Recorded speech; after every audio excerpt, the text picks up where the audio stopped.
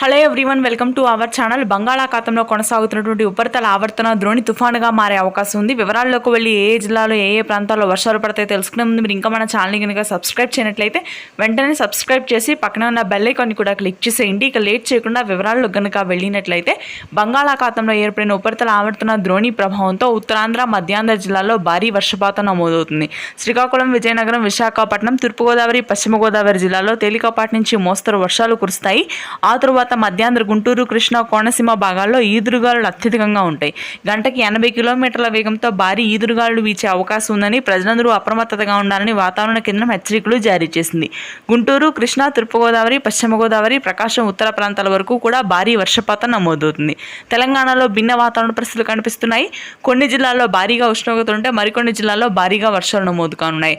ఆదిలాబాద్, ఆసిఫాబాద్, ఖమ్మం, భద్రాద్రి కొత్తగూడెం, సిరిసిల్ల, సంగారెడ్డి, మహబూబ్ నగర్, రంగారెడ్డి, వికారాబాద్ ప్రాంతాల్లో ఈరోజు రేపు భారీ వర్షపాతం నమోదవుతుంది. హైదరాబాద్ నగర ప్రాంతంలో మాత్రం జూన్ 26 నుంచి భారీ వర్షాలు ఉంటాయి. జూన్ 25, 26 తేదీల్లో రాత్రి సమయంలో అత్యధిక వర్షపాతం హైదరాబాద్ నగర ప్రాంతంలో ఉంటుంది. ఈదురుగాలుల ప్రభావం కూడా అత్యధికంగా ఉంటుంది.